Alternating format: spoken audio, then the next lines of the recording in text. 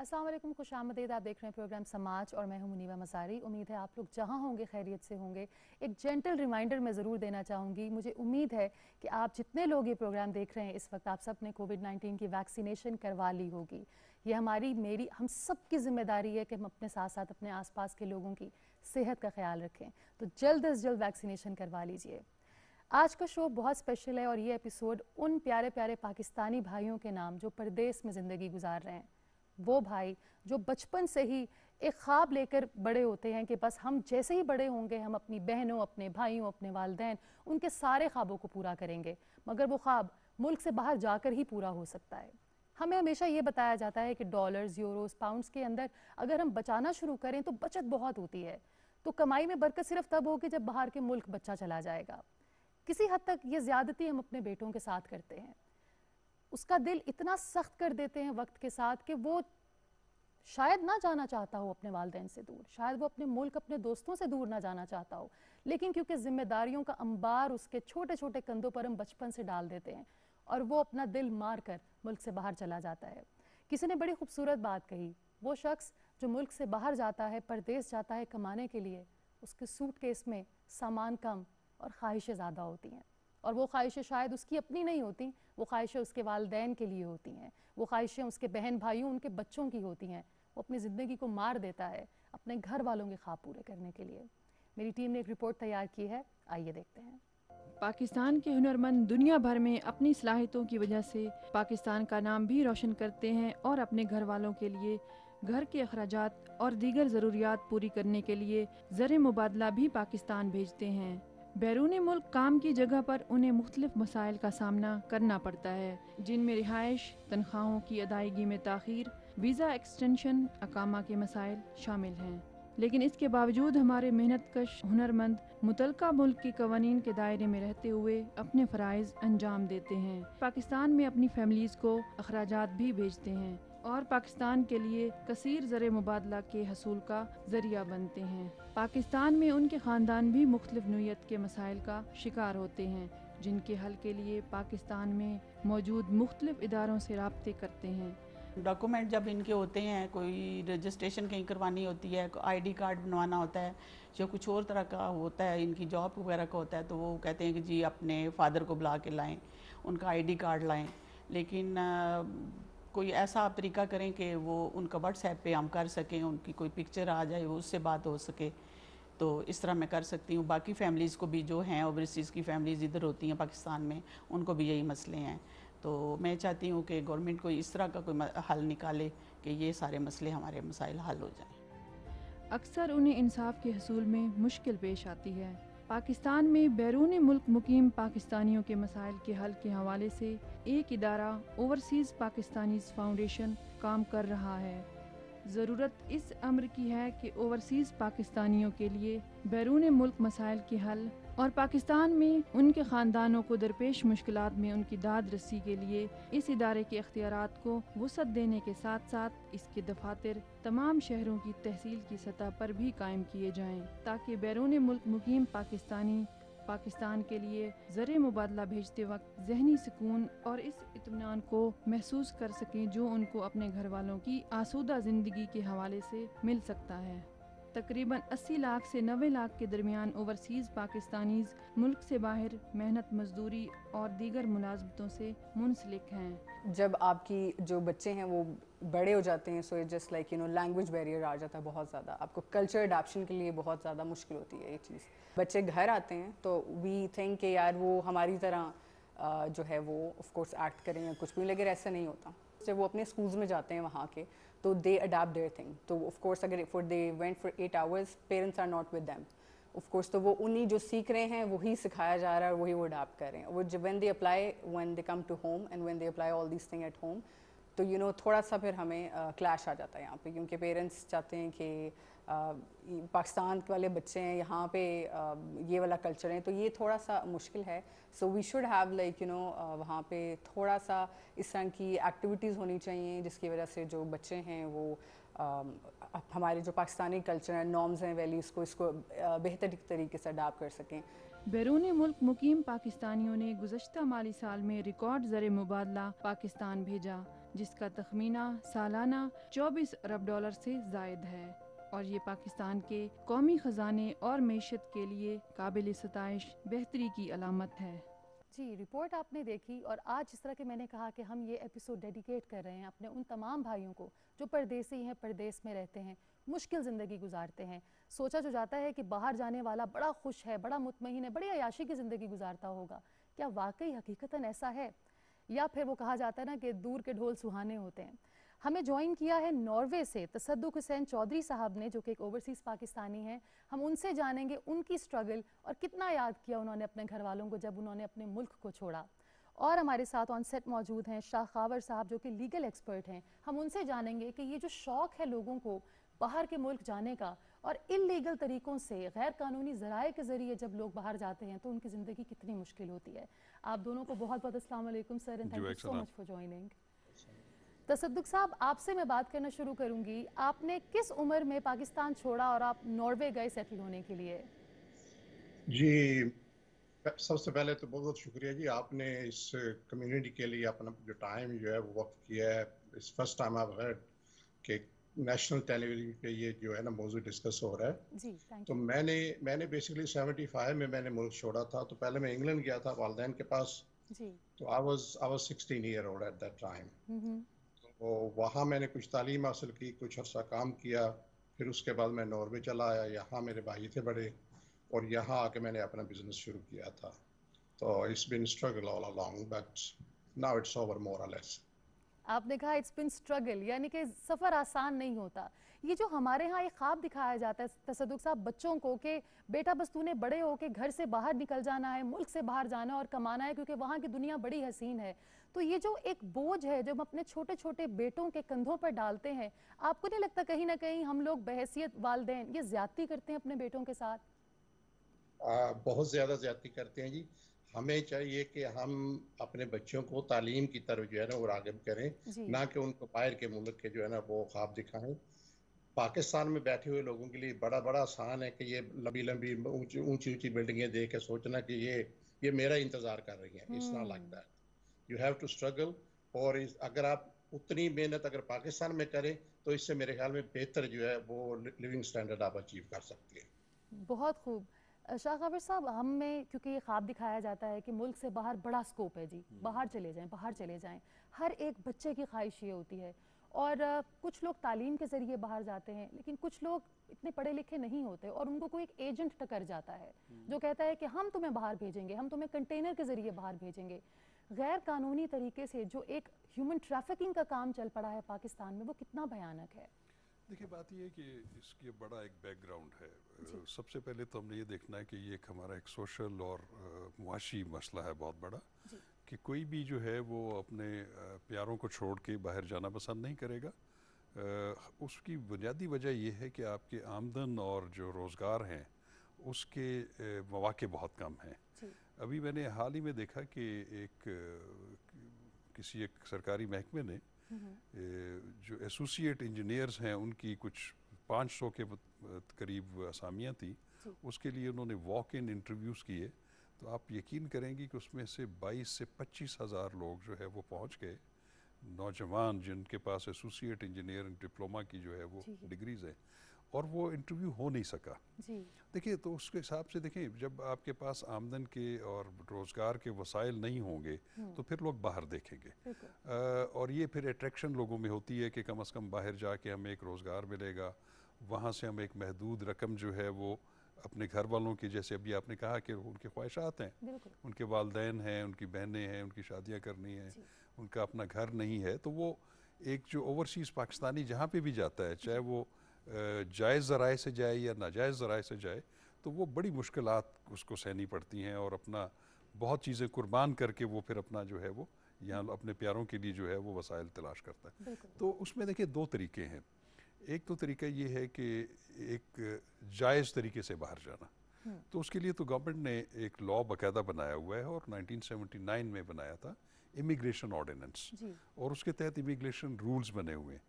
ان immigration rules میں جو ہے باقاعدہ جو لوگ باہر بھجواتے ہیں لوگوں کو باقاعدہ امپلائمنٹ کے ذریعے یا ان کو جائز روزگار کے لیے. تو اس کا پورا ایک طریقہ کار ہے. اس کے نیچے ایک بیورو آف امیگریشن بنا ہوا ہے. بیورو آف امیگریشن کے تحت جو ہے وہ پھر اوورسیز امپلائمنٹ پروموٹرز کے لائسنسز دیتے ہیں جو کہ باہر ملکوں میں بے روزگار پاکستانیوں کے لیے ذرائع تلاش کرتے ہیں اور وہ لافل مین سے باقاعدہ گورنمنٹ کی اجازت سے جاتے ہیں. ایک تو وہ طریقہ ہے.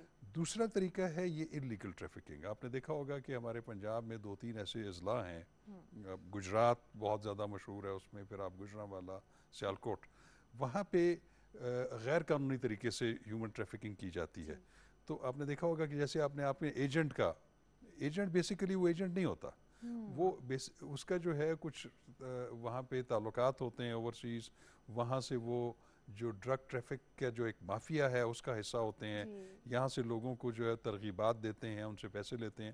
آپ نے دیکھا ہوگا کہ پہلے ان کو بارڈر کراس کرایا جاتا ہے ایران کا, پھر ایران سے ان کو ایلیگلی کسی طریقے سے ترکی بھجوایا جاتا ہے. پھر ترکی میں آپ نے دیکھا ہوگا کہ ڈاکومنٹریز کے پاکستانیوں کی ایک بہت بڑی غیر جو قانونی انٹرنٹس ہیں ان کی وہاں پہ ڈیپوٹیشن سیل میں بیچارے بیٹھے ہوئے ہیں کئی ماہ سے, کئی سالوں سے, اور وہ گئے تو بیچارے اپنے خوابوں کی تعبیر کو ڈھونڈنے تھے لیکن وہاں پہ اسٹک ہو گئے. تو وہی جو سو کالڈ ایجنٹ ہے وہ وہاں پہ ان کو چھوڑ دیتا ہے یا وہاں پہ تک پہنچاتا ہے اور پکڑے جاتے ہیں. اس کے بعد بھی ایک بڑا لامتنائی سلسلہ ہے. اتنی خطرناک طریقے سے ان کو ٹریفک کیا جاتا ہے, ان کو کنٹینرز میں سامان جو جس میں لدا ہوا تو اس میں, اور بڑے خطرناک طریقوں سے. کتنے تو بھائی ہم بچپن میں اتنے جوان بچے ہوتے ہیں. اور پھر دوسرا جو پرائیویٹ شپس ہیں, یا شپس تو نہیں آپ کہہ سکتے, چھوٹے ویسلز جو کہ ہائی سیز میں وہ ایسے ہی ہے جیسے ایک تنکا ہے کہ وہ ذرا سی لہر جو ہے وہ اگر ہائی ٹائیڈ آ جائے تو وہ تو تباہ ہو جائیں. تو وہ چھوٹے ویسل جس میں 40-50-100 لوگوں کو وہاں پہ انلیگلی امیگریٹ کیا جاتا ہے. کئی تو بیچارے وہاں پہ جس ملک میں جاتے ہیں وہاں پہ کوسٹ گارڈ پکڑ لیتے ہیں. وہ پھر ان کو, اگر ان میں سے کچھ لوگ کامیاب بھی ہو جائیں تو ان کو بھی وہاں پہ ایک انلیگل تارکین وطن کی حیثیت سے ٹائم گزارنا پڑتا ہے. پھر ان کو نوکریاں کرنی پڑتی ہیں, ہزیمتیں برداشت کرنی پڑتی ہیں. تو یہ ایک بڑا ایک افسوسناک سلسلہ ہے. تو یہ اس پہ تو قوانین موجود ہیں کہ اس کے تدارک کے لیے آپ نے کیا کرنا ہے. اس کے لیے فیڈرل انویسٹیگیشن ایجنسی ہے, ان کا ایک اینٹی ہیومن ٹریفکنگ باقاعدہ ایک ادارہ ہے جو کہ ایسی چیزوں کو, پھر انٹرنیشنلی بھی اس کو چونکہ ایک بہت بڑا مسئلہ ہے تو اس پہ انٹرنیشنلی بھی ایسی آرگنائزیشنز موجود ہیں جو کہ آپ تمام ملکوں کے ساتھ مل کے اس کے تدارک کا جو ہے وہ کوئی حل تلاش کرتے ہیں. لیکن ایسا حل ابھی تک ہمیں نہیں دیکھا. لیکن اس کی بنیادی وجہ جو ہے ہمارے اپنے ملک میں آمدن اور نوکریوں کے ذرائع کا فقدان ہے. یہ اس کے لیے ہمیں جو ہے بہت زیادہ توجہ دینی یعنی کہ جو ہمیں چیز ایک وہاں پہ نظر آتی ہے جو ایک انسینٹیو ہے وہ ہے ہمارے پاس اچھی نوکریاں ہوں, اور وہ اگر ہمارے ملک میں ہو تو کیوں کر کسی کا دل چاہے گا کہ وہ ملک سے باہر اپنے فیملی سے دور جائے.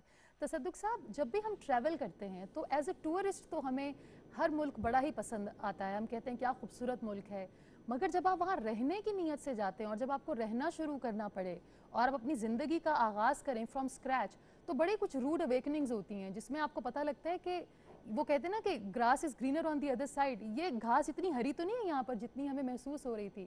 جب آپ نے ناروے میں قدم رکھا تو وہ کیا سٹرگل تھی جو آئی ایم شور آپ نے اپنی فیملی سے بھی کبھی شیئر نہیں کی ہوگی. آج میں چاہتی ہوں کہ آپ دل کھول کر شیئر کیجئے وہ مسائل, وہ پریشانیاں کیا تھے. دیکھیں میرے لیے تو وہ وقت جو ہے کافی مطلب پرانا ہو گیا, میں گزر چکا ہے وہ وقت, کیونکہ مجھے 40 سال ہو گئے, ہوں ویل سیٹلڈ ہی ہے. لیکن ابھی بھی جس طرح بھائی صاحب نے بولا کہ ابھی بھی لوگ جو ہے وہ انلیگل طریقے سے یورپ پہنچنا چاہتے ہیں اور ابھی تک آ رہے ہیں وایا یونان, ٹرکی, ایران, واٹ ایور. تو ان کی اسٹرگل جو ہے اسٹل کنٹینیوز. یہاں وہ بیچارے آتے ہیں ہمارے پاس, میرا اپنا بزنس ہے, یہاں وہ بیچارے آتے ہیں تو یہاں تک آ کے کہتے ہیں کہ جی بھائی صاحب اب تو ہمارے پاس آج کی روٹی کھانے کے لیے بھی پیسے نہیں ہیں, تو پلیز ایک دن کا کام ہی دے دیں. تو ایک کمرے میں ابھی تک ایک کمرے میں وہ 15 بندے رہتے ہیں اور ایک وہ کرایہ جو ہے وہ شیئر کرتے ہیں. صبح وہ بیچارے بیان کرتے ہیں کہ جی صبح باتھ روم میں یوز کرنا ہو تو باہر لائن لگی ہوتی ہے. تو یہ ہے وہ نیو کمرز کی کہانی. لیکن ہم جو 70s میں آئے تھے یا 80s میں آئے تھے, they are more or less settled down now. تو یہ اسٹرگل جو ہے فی الحال جو ہے نا وہ زیادہ تر پائی جاتی ہے. ابھی آپ یونان کو لے لیں, آپ لے لیں اسپین کو لے لیں, اٹلی میں یہ اسٹرگل جو ہے نا اسٹل پائی جاتی ہے. تو यही सूरत हाल थी जब मैं आया था। मेरे वक्त पे भी जो है ना काफ़ी हालात बेहतर थे। उससे पहले जो अर्ली 70s में जब हमारे वाल या लेट 60s में जब हमारे वालदैन यहाँ आए थे, तो उस वक्त ये थी कि यहाँ ये खुश टॉयलेटें हुआ करती थी। कमरे जो है वो एक एक कमरे में 4-4 बंदे जो है वो शिफ्ट में जो है ना वो उसको इस्तेमाल करते थे। जी यहाँ नॉर्वे में हमने अपने भाइयों से सुना है कि जब वो 71 में यहाँ आए थे, तो यहाँ उन्होंने एक एक कमरे में 20-20 बंदे जो है वो रहते थे। तो वो बेचारे फर्श पे ही उन्होंने बिस्तरे लगाए होते थे।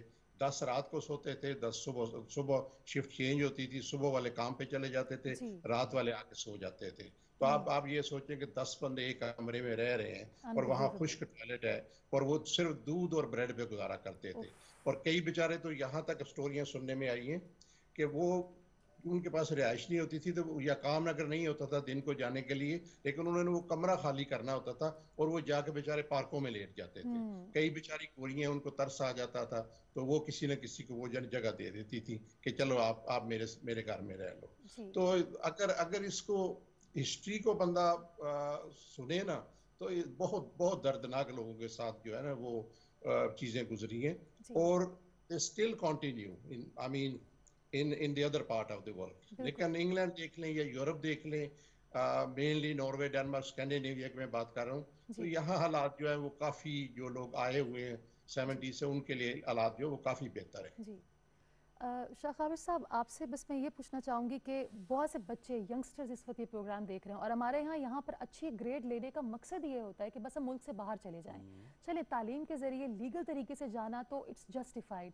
वो बच्चे जो बस बाहर के ख्वाब देखते हैं, इंटरनेट पर देखते हैं, उनको किस तरह हम रोक सकते हैं कि इलीगल ज़राए से, गैर कानूनी ज़राए से अगर बेटा बाहर जाओगे ना तो ना यहाँ के रहोगे ना वहाँ के, क्या कहेंगे? देखिए, उसके लिए उनको? तो पहले एक बड़े वसी पैमाने पे लोगों को आगाही की बड़ी ज़रूरत है। जैसे जी भी आप प्रोग्राम कर रही हैं, ये एक स्टेट टेलीविज़न है, इसकी व्यूअरशिप बहुत ज़्यादा है और नौजवान देख रहे होंगे, बिल्कुल और उससे वो एक सबक हासिल करेंगे कि ये जो आपको इतनी बुलंद बाला बिल्डिंग्स, जैसे अभी जो साहब फरमा रहे थे, जी कि वो समझते हैं कि शायद वो हमारे लिए इंतज़ार कर रही है। ऐसा नहीं है, बिल्कुल क्योंकि अब यूरोप और अमेरिका में भी हालात जो हैं वो उस तरह नहीं रहे जैसे 70s 80s में थे। बिल्कुल वहाँ पे भी अब बेरोज़गारी बहुत ज़्यादा है, इन्फ्लेशन बहुत ज़्यादा है, रेसिज्म बढ़ गया है सर। लिविंग बहुत ज़्यादा जो है वो जी मतलब एक्सपेंसिव है। जी तो देखिए, बात ये है कि ये तो स्टेट की रिस्पॉन्सिबिलिटी है। मैं आपको बताऊं कि हमारा जो बहुत सारा सिस्टम है उसको ऑल टुगेदर उसको रीवैम्प करने वाला जो है वो एक कोशिश ज़रूर है, जी मतलब उसकी ज़रूरत है। जी अब मुझे बताएं कि अब हमारे नौजवान जो हैं वो FA BA या मैट्रिक किया हुआ है उन्होंने, कोई उनके पास पेशा वाराना तरबियत नहीं है। मैं समझता हूँ कि एक तो हमारा जो तालीमी निज़ाम है इसको हमें बिल्कुल यकसर बदलना पड़ेगा। जी इसको हमें पेशा वाराना तालीम की तरफ ले जाना पड़ेगा। फिर इस मुल्क में जो बुनियादी चीज़ें हैं, जो बिजली है, गैस है, उसकी रिक्वायरमेंट पूरी करके यहाँ पे जब तक इंडस्ट्रियलाइजेशन नहीं होगी, जी मॉडर्न एग्रीकल्चर सिस्टम नहीं आएगा, तो ये नौजवान जो बेचारे बाहर का ख्वाब देखते हैं ये देखते रह जाएंगे, और इसी तरह ये सो कॉल्ड एजेंट्स के हाथों चढ़ के इसी तरह ख़राब होते रहेंगे, और उनकी फैमिलीज़ भी जो है वो बहुत ज़्यादा परेशान होती हैं। जी तो इसलिए यहाँ पे मुल्क में उनके लिए ज़राए और आमदन, और दूसरी चीज़ एक ये है कि एक लोगों के लिए एक ये भी पैशन है कि उन्होंने सरकारी नौकरी करनी है। सरकारी नौकरी भी उसकी ज़रूर उसमें कुछ थोड़ी सी उनको प्रोटेक्शंस होती हैं, पेंशनरी बेनिफिट्स वगैरह, लेकिन उसके साथ साथ प्राइवेट सेक्टर को भी हमें डेवलप करना है, बिल्कुल और उसमें भी जो है ह्यूमन रिसोर्स जो है उसके उसकी खपत के मौके पैदा करने हैं। बिल्कुल तो ये एक बड़ा लंबा काम है, लेकिन हमें अगर अब भी अगर अच्छी मनसूबाबंदी करें और तो इट्स यहाँ पे नेवर टू लोकली लेट। लोगों के लिए और नौजवानों के लिए आमदन और रोज़गार के मौके पैदा करने, तभी होगा। लेकिन ये शॉर्ट टर्म नहीं है। वक्त लगेगा। ये लोग अभी भी बाहर की तरफ अट्रैक्ट होते हैं। अब बहुत सारे बच्चे हमारे जो हैं वो अच्छे खुशहाल होते हैं और तालीम की गर्ज से जाते हैं वहाँ पे, और वापस नहीं फिर आते। वापस नहीं आते। बिल्कुल अब वो इतना टैलेंट जो हमारा बाहर पड़ा हुआ है जी वो हमारे लिए जो है वो किसी काम का नहीं है, थैंक तो यू। क्योंकि यहाँ पे उनके लिए वसाइल की कमी है, उनकी खपत नहीं हो सकती उनकी। Thank you so much Shah कावर साहब, आपने अच्छी बात की कि अगर अपनी यूथ को आप रोकना चाहते हैं तो ऐसे असबाब पैदा कीजिए, ऐसे इंसेंटिव दीजिए कि वो रुक जाएं। क्यों हमारी यूथ बाहर का ख्वाब देखती है जब पाकिस्तान में हर चीज़ मौजूद है, लेकिन सिर्फ अपॉर्चुनिटी की कमी है। ब्रेक के बाद हम ये जानने की भी कोशिश करेंगे कि ऐसा क्यों होता है कि जो छोटी छोटी नौकरियां हम बाहर बड़ी खुशी से करते हैं, पाकिस्तान में करते हुए हमारी ईगो हर्ट होती है। Stay with us.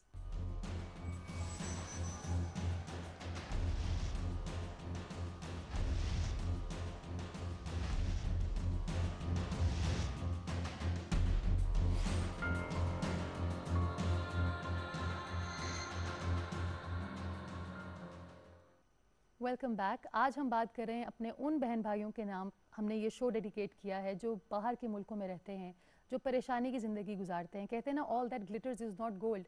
जो आप सोशल मीडिया पर देखते हैं, ज़रूरी नहीं होता कि वही एक खूबसूरत पिक्चर हो। बाहर रहने वाले लोग अपनी परेशानियाँ, अपनी मुश्किलात कम ही सोशल मीडिया पर डालते हैं, तो उनसे इतना ज़्यादा इन्फ्लुएंस होकर ये ना सोचें कि आपकी ज़िंदगी पाकिस्तान में बड़ी मुश्किल है। हमें अभी ज्वाइन किया है चौधरी वसीम अख्तर साहब ने लाहौर से, जो कि वाइस चेयरपर्सन हैं ओवरसीज़ पाकिस्तानीज़ कमीशन लाहौर के। अस्सलाम वालेकुम sir, and thank you so much for joining. Wasim साहब, आपसे मैं ये पूछना चाहूँगी कि हमारी यूथ जब पाकिस्तान से बाहर जाती है तो ये एक रवैया देखने में आया है कि वहाँ जाकर आपको बहुत सी ऑड जॉब्स करनी होती हैं, बड़ी मुश्किल जॉब्स करनी पड़ती हैं, क्योंकि आपका गुजर बसर आसान नहीं होता। तो कभी हम देखते हैं अपने उन बच्चों को और भाइयों को, वो टैक्सी भी चला रहे होते हैं, वो एज अ वेटर भी जॉब कर रहे होते हैं, वो एज अ क्लीनर भी काम कर रहे होते हैं। लेकिन यही लोग जब पाकिस्तान में होते हैं तो यहाँ पर हमें और जॉब्स करते हुए थोड़ी सी इनसिक्योरिटी होती है, हम लेस कॉन्फिडेंट होते हैं। ये तजाद क्यों है? मैं इसमें सिर्फ ये कहना चाहूँगा कि जितनी भी हमारी नौजवान यूथ है, आज से 15-20 साल 25 साल पहले जो है वो दुनिया ग्लोबली इतनी लिंक नहीं थी जितनी अब है।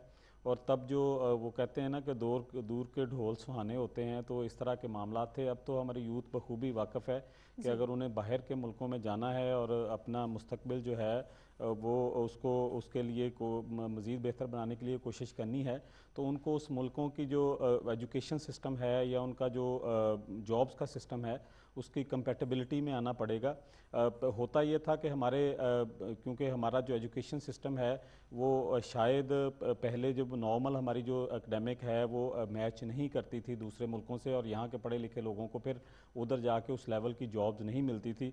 और ऑब्वियसली फिर गुजर बसर करने के लिए वो किसी तरह की भी जॉब जो हैं वो ट्राई करते थे, टैक्सीज करते थे, टेक वे पे जॉब्स करते थे, रेस्टोरेंट्स पे।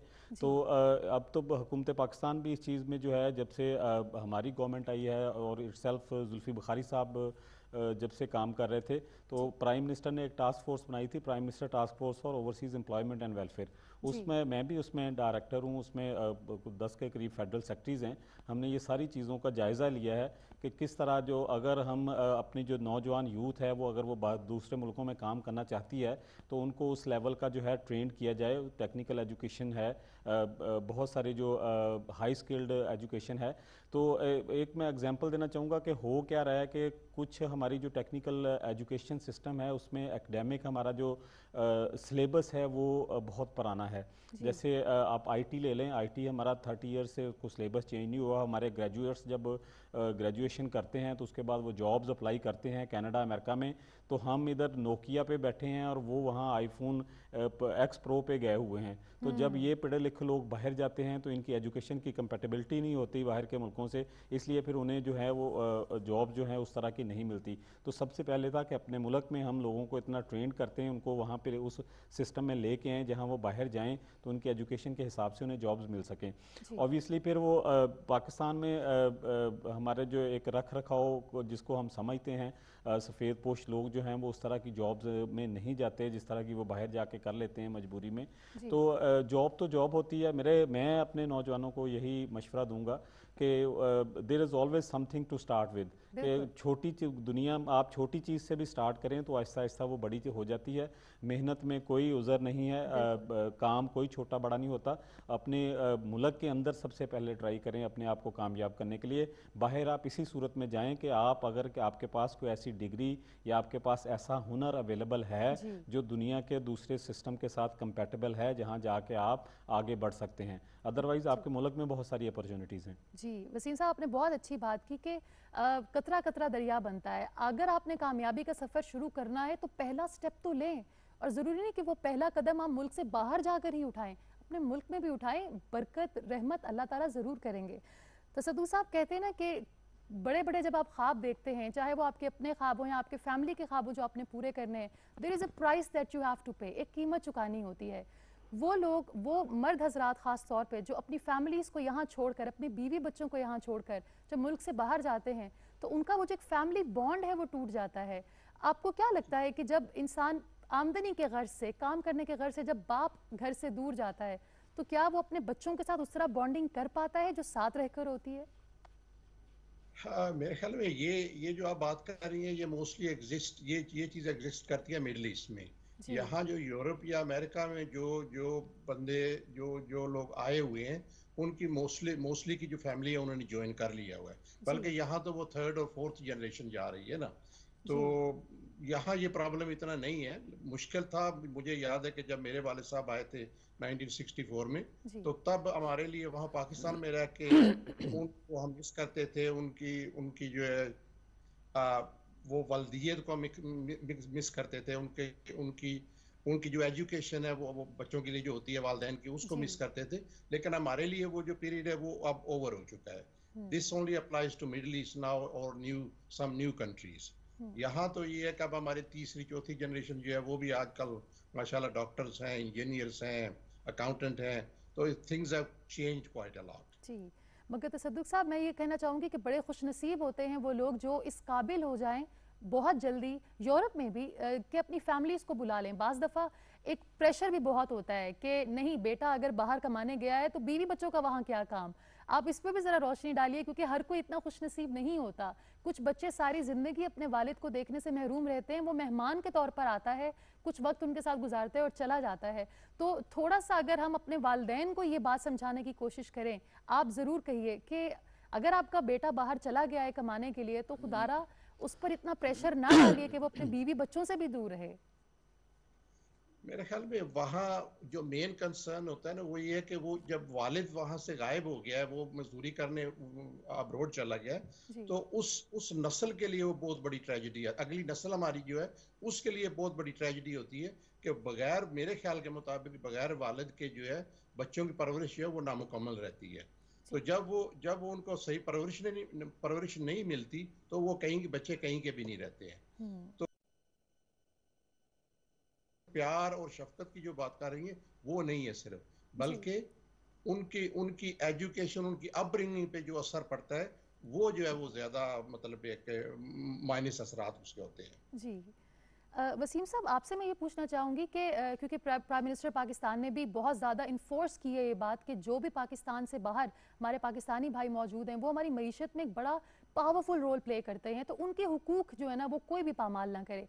आपको लगता है हमारे सफारत खाने अब बहुत कॉन्शियसली काम कर रहे हैं कि अगर खुदा न खास्ता किसी पाकिस्तानी को बाहर के मुल्क में परेशानी हो तो वो सफारत खाने में जाकर अपने तमाम मसाइल का हल ढूंढ सकता है? जी of course, prime minister of Pakistan भी और जो वज़ीर आला पंजाब हैं वो भी बहुत कीन हैं कि ओवरसीज़ के जितने भी मसाइल हैं उनका फौरी हल जो किया जाए।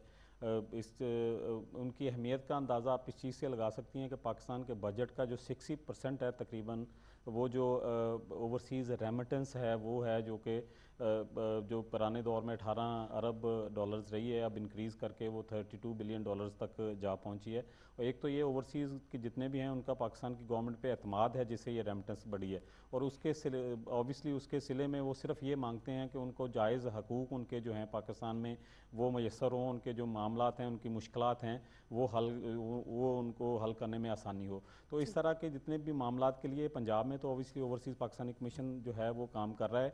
वन विंडो ऑपरेशन के तहत हम काम करते हैं। जितने भी हमारे ओवरसीज़ पंजाब के मुतल्लिक़ हैं उनका कोई भी ग्रीवियंस हो पंजाब में, वो किसी अदारे के मुतल्लिक़ हो या किसी इंडिविजुअल के मुतल्लिक़ हो, इवन के कोर्ट मैटर्स भी जो हों, वो हमारे पोर्टल पे एक एप्लीकेशन देते हैं, उसके बाद उसको सारा प्रोसीजर हम फॉलो करते हैं। वसीम साहब, एक कंसर्न जो बहुत वैलिड है वो हम सब आज डिस्कस भी करें इस प्रोग्राम के अंदर कि हमने किसी तरह अपनी यूथ को आमादा करना है और ये बात बावर करानी है कि बाहर अगर आपको बहुत ही ग्लिट्स एंड ग्लैमर नज़र आ रहा है, बहुत बड़ी बड़ी बिल्डिंग्स नज़र आ रही हैं, मगर वहाँ की ज़िंदगी इतनी आसान नहीं है। आपको क्या लगता है पाकिस्तानी यूथ को क्या चीज़ अट्रैक्ट करती है? क्या तालीम के अच्छे मौके, या वहाँ पर उनको लगता है कि बस जब वो बाहर जाएंगे तो एक टूरिस्ट की तरह अयाशी की ज़िंदगी गुजारेंगे? किस तरह हम अपनी यूथ को रोकें और ये चीज़ हम उनको एतमाद में लें कि पाकिस्तान में अगर आप मेहनत करेंगे तो यहाँ भी मेहनत का फल मिल सकता है? जी, इसमें मैं दो चीज़ें कहना चाहूँगा। सबसे पहली चीज़ तो ये कि अगर जॉब अपॉर्चुनिटीज़ आपको अवेलेबल हैं, जो गवर्नमेंट के थ्रू भी हम वीज़ाज़ जो हैं दूसरे मुख्तलिफ मुल्कों से, तो उन जॉब अपॉर्चुनिटीज़ पे आपको जाना चाहिए, बिल्कुल जाना चाहिए। एक बहुत बड़ा पाकिस्तान के नौजवानों का जो दूसरे मुल्कों में जॉब करते हैं, पाकिस्तान की रेमिटेंस में भी उनका हिस्सा है। اور جو اللیگل وے ہے میں اس کی مخالفت کرتا ہوں کہ جو اللیگل امیگریشن ہے وہ لوگ جا کر زیادہ تنگ ہوتے ہیں. جو لوگ لیگلی جاتے ہیں وہ تو پھر بھی اپنا مستقبل جو ہے جلدی سیکیور کرنے میں کامیاب ہو جاتے ہیں. اور اوبیسلی ایک اٹریکشن ہے پوری دنیا میں, جس طرح کی آزادی باہر کے یورپین کنٹریز میں یا امریکہ میں ہے وہ بھی اٹریکٹ کرتی ہے, ان کا جو ماحول ہے وہ بھی اٹریکٹ کرتا ہے. لیکن ہم اسلامی ملک ہیں, ہمارے اپنے قواعد و ضوابط ہیں, اللہ کی راہ پہ چلنے والے سارے لوگ اس خطے میں بسے ہوئے ہیں. لا الہ الا اللہ محمد رسول اللہ کے نام پہ یہ پاکستان بنا ہے. ہمیں اپنی روایات, اپنی تہذیب اور اسلام کے دائرہ کار کے اندر رہ کے آگے بڑھنے کے مواقع دیکھنے چاہیے. اور اس میں کوئی شک نہیں ہے کہ آپ کی جو مدر لینڈ ہے وہ آپ کی ماں کی طرح ہوتی ہے. جتنے آپ کو سہولیات آگے بڑھنے کے لیے پاکستان میں میسر ہوں گی وہ شاید کسی بھی ملک میں نہیں ہو سکتی. یہاں آپ کے اپنے بھی ہیں اور گورنمنٹ بھی ابھی کین ہے کہ جتنے بھی نوجوان ہیں اس کے لیے مختلف ہم نے پروگرام شروع کیے ہوئے ہیں. قرضہ جات کے بھی ہیں, جو پرائم منسٹر نے اسپیشلی پروگرام شروع کیے ہوئے ہیں. تو اس بات صرف سمجھنے کی ہے کہ آپ اپنی جو آپ کے اندر ابیلٹی ہے اس کو منوانے کے لیے, آگے بڑھنے کے لیے آپ کو کسی دوسرے ملک جانے کی ضرورت نہیں ہے. آپ چھوٹے کام سے بے شک سٹارٹ کریں. ابھی تو گلوبلی پوری دنیا ایک دوسرے سے لنک ہے. آپ نے اگر کوئی کام کرنا ہے, آپ چائنا میں بیٹھ کے کر رہے ہیں, سنگاپور میں بیٹھ کے کر رہے ہیں یا انگلینڈ میں بیٹھ کے کر رہے ہیں, تو وہ آن لائن سارا پاکستان میں بیٹھ کے بھی کر سکتے ہیں. آپ اگر مینوفیکچرنگ میں ہے تو اس کی ایکسپورٹ اب پوری دنیا میں گلوبلی بڑی آسانی ہو گئی ہے. تو مواقع جتنے بھی نوجوانوں کے لیے, ان کی ترقی کے لیے, ان کے کام کاروبار کے لیے اور ان کی فائنینسز کے لیے بھی گورنمنٹ نے میسر کر دیے ہیں. تو اپنے آپ کو پاکستان میں رہ کے بھی آپ آگے بڑھا سکتے ہیں. تو میری تو نوجوانوں سے پھر بھی یہی ہے کہ یہ نہیں ہے کہ آپ کو بالکل ہی باہر نہیں جانا چاہیے. اگر آپ اتنے ہائی اسکلڈ ہیں, آپ کی ایجوکیشن ایسی ہے یا آپ کے پاس کوئی ایسا ٹیکنیکل ہنر ہے جس کی اجرت جو ہے پاکستان سے باہر کے ملکوں میں زیادہ اویلیبل ہے, تو بالکل ٹرائی کریں, اپنا مستقبل سیور کریں. لیکن اگر آپ کو پاکستان میں بھی مواقع اویلیبل ہیں تو پاکستان میں ٹرائی کریں. میں ایک چھوٹی سی اگزامپل دینا چاہوں گا کہ اگر آپ سعودیہ میں جاتے ہیں لیبر یا یہ جتنے بھی مڈل ایسٹ کے کنٹریز ہیں, تو وہاں ایوریج جو ہے 50,000 روپے جو سیلری ہے, ایوریج جو پاکستانی 50,000 روپے کے قریب ملتی ہے. اور پھر آپ پردیس میں رہ رہے ہیں, اپنے ٹریول سال میں ایک مرتبہ ٹریول کریں گے, وہ 2 ماہ کی سیلری آپ کی ٹکٹ میں چلے جائے گی. اپنی لیونگ آپ نے افورڈ کرنی ہے, اس کی ایوریج نکالیں گے تو وہ بھی آپ کی بچت جو ہے وہ 20-25 ہزار روپے جو ہے وہ منتھلی آئے گی. تو 20-25 ہزار منتھلی والی, تو ادھر آپ برگروں کا ایک ریڈی لگا کے کھڑے ہو جائیں تو اس سے 40-50 ہزار 60 ہزار کما سکتے ہیں آرام سے, اور اپنی فیملی کے اندر رہ کے بھی. تو کوئی بھی کام چھوٹا نہیں ہوتا. سب سے پہلے اپنے ملک میں ٹرائی کریں. اگر ایسی اپرچونٹی ہے کہ جہاں سے آپ کو اچھی انکم آ سکتی ہے باہر کے ملکوں سے, تو وہاں بھی ٹرائی کریں. تصدق صاحب, آپ سے پوچھنا چاہوں گی, آپ نے اتنے سال پہلے پاکستان چھوڑا اور اب آپ ناروے میں رہتے ہیں, ایسی کیا چیز ہے آپ کو, آسائشیں وہاں پر بے شک بہت ساری ہوں گی, لیکن پاکستان کی کیا چیز ہے جو سب سے زیادہ یاد آتی ہے؟ دیکھیں جی, ہمارے والدین وہاں دفن ہیں, ہماری پراپرٹیز, ہمارے مکان, ہماری باقی کی برادری سب ادھر ہی ہے. ہمارا بچپن وہاں گزرا ہے, وہ گلیاں, وہ کوچے, وہ ہر چیز ہمیں تو یاد آتی ہے نا, ہم بھولے نہیں ہیں. لیکن سیڈلی یہ جو چیز ہے اب ڈسپیئر ہوتی جا رہی ہے کہ ہماری جو یہ نسل چل رہی ہے, اس کے بعد جو ہے ہمارے بچوں کے لیے وہ زیادہ مشکل ہو جائے گا, کیونکہ بچے جو ہیں وہ اس حالت میں نہیں ہوں گے کہ وہ پاکستان کو وزٹ بھی کر سکیں. اور سیڈلی جو ہماری گورنمنٹ ہے وہ اس سلسلے میں کچھ نہیں کر رہی. وہ صرف اور صرف وہ جو ہمارے 30 بلین ڈالر ہیں ان کو دیکھ رہی ہے کہ ریمیٹنس آ رہے ہیں. کوئی اوورسیز کے لیے کوئی کام نہیں کیا جا رہا, کوئی ان کے فیوچر کے لیے نہیں سوچا جا رہا کہ یہ سلسلہ اگر اسی طرح چلتا رہا تو یہ سلسلہ ٹوٹ جائے گا. اور اس کو سیریسلی سوچنے کی ضرورت ہے. پہلی بات تو یہ کہ خان صاحب نے ذکر کیا کہ جی 22 بلین ڈالر جو ہے وہ ہمارے ریمیٹنس آ رہے ہیں. یہ 22 بلین نہیں ہے, they are in excess of 40 billion dollar every year. وہ میں آپ کو اس طرح بتاتا ہوں کہ جو 22 بلین ڈالر گن رہے ہیں وہ صرف اسٹیٹ بینک کے تھرو آتے ہیں.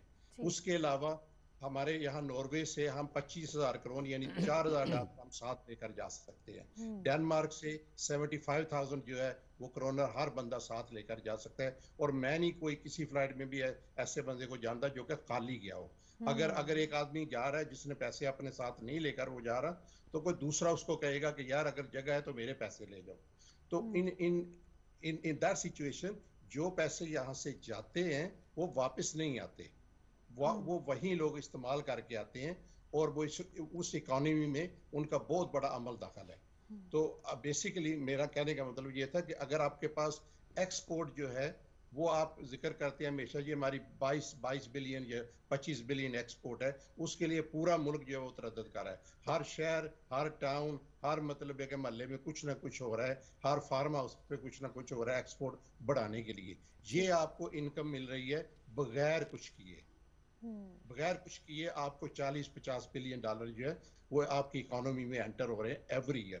گورنمنٹ کو یہ سیریسلی یہ سوچنے کی ضرورت ہے کہ یہ ایک بہت بڑی انڈسٹری ہے اور اس انڈسٹری کو لیگلائز، اس کو جو ہے نا اس کو انڈسٹری ایکسیپٹ کرنا چاہیے جس طرح انہوں نے کنسٹرکشن کو کیا ہے. وسیم تو صاحب لہٰذا اس کی جی پلاننگ ہونی چاہیے جی کہ بھئی یہ سلسلہ جاری رکھنا چاہیے. جی وسیم صاحب کیا کہنا چاہیں گے؟ تصدر صاحب نے بڑی اچھی بات کی کہ جو کمنگ جنریشنز ہیں ان کی شاید وہ محبت، وہ وابستگی پاکستان سے اس طرح نہیں ہے، کیونکہ جنریشنز گزر گئی ہیں، اب وہ پاکستان نہیں آتے.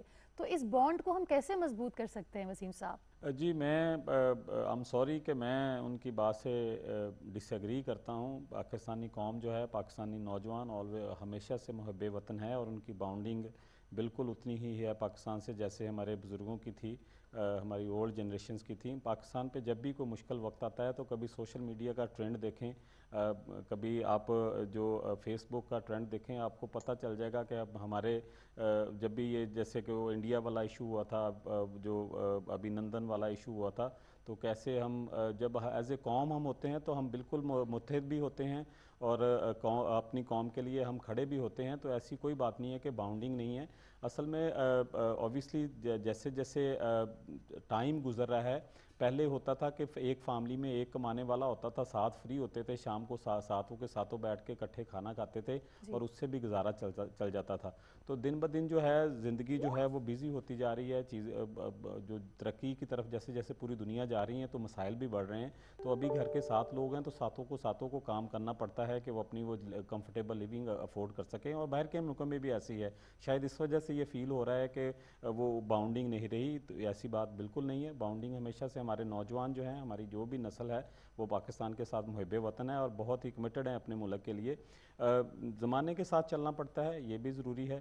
تو اپرچونٹیز ہوں ان کو اویل کرنے کے لیے اگر وہ انہیں کہیں باہر نکلنا پڑتا ہے تو اس کا یہ مطلب نہیں ہے کہ وہ محب وطن نہیں رہے یا ان کی باؤنڈنگ نہیں رہی.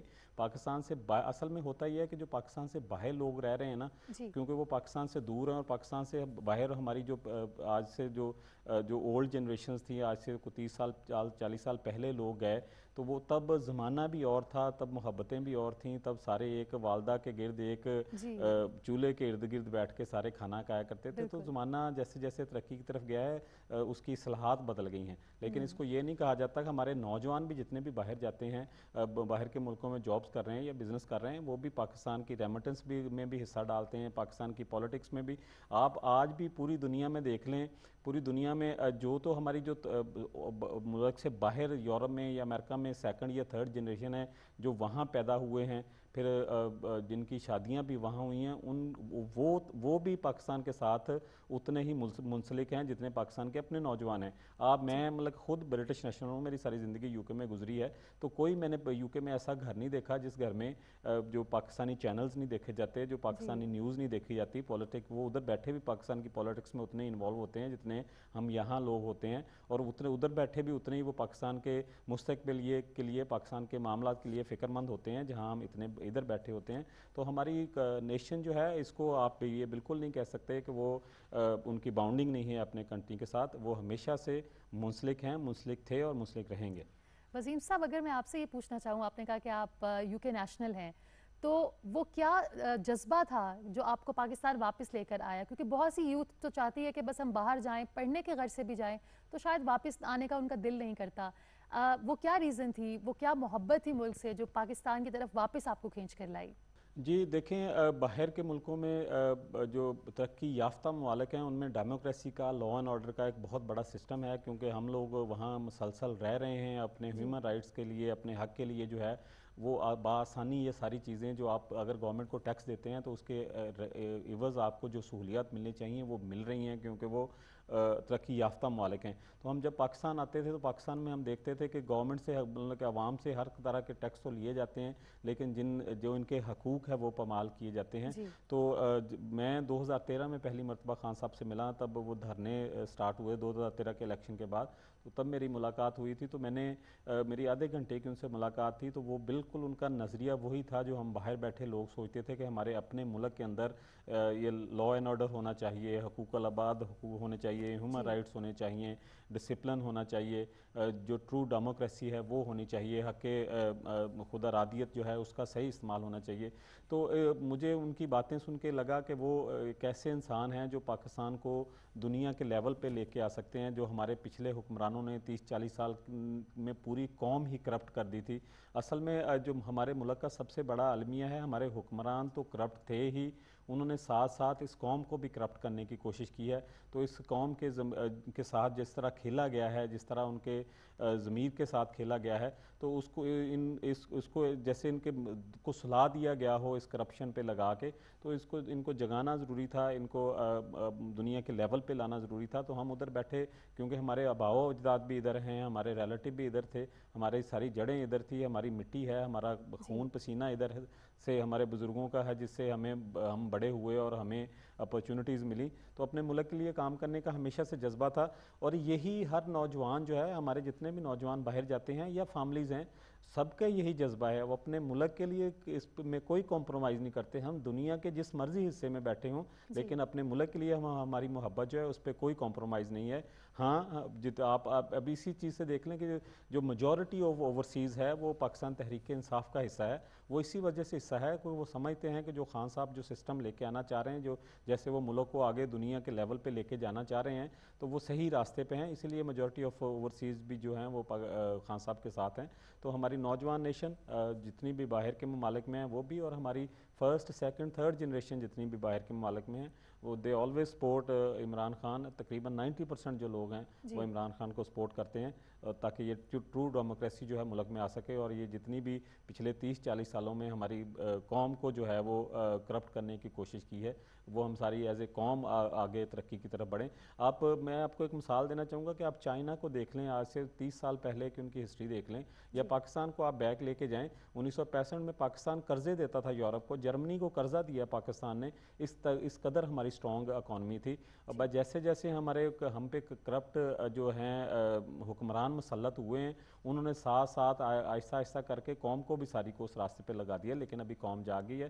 جب تک ہم محنت کے راستے پہ نہیں چلیں گے، ہمیں محنت پہ بلیو نہیں ہوگا، ہمیں آگے بڑھنے کی سوچ خود میں نہیں ہوگی، تو یہ ملک ترقی نہیں کر سکتا. تو اسی لیے خان صاحب جو ہے اپنے نوجوانوں کو اس راستے پہ ڈالنے کے لیے مختلف قسم کے پروگرام شروع کر رہے ہیں. آپ ایک انالیسس دیکھیں کہ لاسٹ ایئر جو زلفی بخاری صاحب نے ہے، انڈیا سے بھی زیادہ جو ہے جابز کریٹ کروائی ہیں انٹرنیشنلی نوجوانوں کے لیے، جو ہم نے باہر سے ورک ویزاز لے کے آئے ہیں پڑھے لکھے نوجوانوں کے لیے.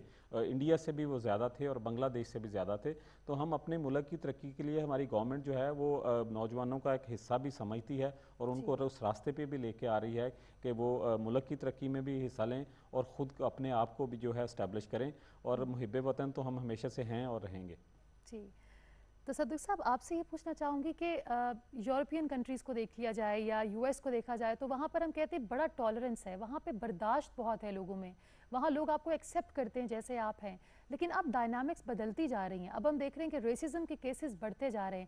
ابھی کینیڈا میں جو ایک پوری پاکستانی مسلم فیملی کے ساتھ جو ایک واقعہ پیش آیا، جو ایک چھوٹے سے لڑکے نے 20-22 سال اس کی عمر تھی، آپ کو کیا لگتا ہے کہ اب واقعی یورپین کنٹریز جس کو ہم دیکھتے ہیں کہ او مائی گاڈ یہ تو علم بردار ہیں ہیومینٹی کے، اب حالات بدلتے جا رہے ہیں؟ It differs from country to country.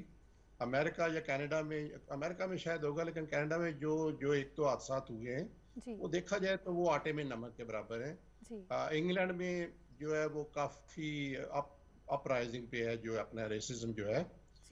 یہاں اسکینڈینیویا میں تھنگز آر کوائٹ گڈ، یہاں کوئی پرابلم نہیں ہے. اور دوسرا یہ ہے کہ ہماری جو ینگ جنریشن ہے، جو کرنٹ جنریشن ہے، وہ تعلیم کی طرف زیادہ جا رہی ہے. اور جب وہ تعلیم کی طرف جاتے ہیں، وہ جب یا ڈگریز لے کر آتے ہیں, اچھے کاموں پہ لگ جاتے ہیں, تو ان کی انٹیگریشن جو ہے وہ بہتر ہو جاتی ہے.